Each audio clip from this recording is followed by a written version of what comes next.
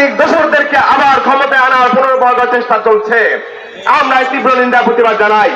আমরা বলতে চাই, নাটক সিনেমা করে আর উপদেষ্টা মন্ডলীতে জায়গা নেওয়া যাবে না।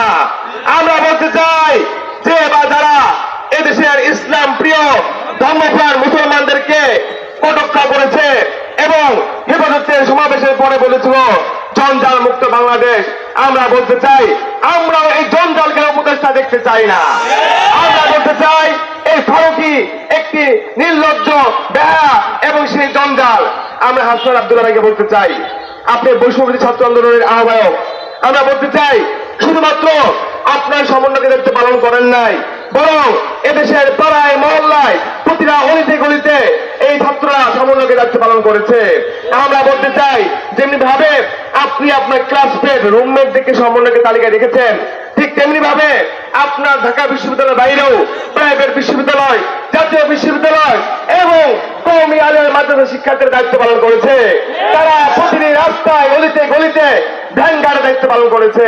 আমরা বলতে চাই আপনারা যখন গ্রেপ্তার হয়েছিলেন এই আন্দোলনকে চালিয়ে নিয়েছে এই কওমি শিক্ষার্থীরা। আমরা বলতে চাই এই জুলাই বিপ্লবে কওমি শিক্ষার্থী আলেম ওলামাদের অবদানকে কোনদিন অস্বীকার করা যাবে না।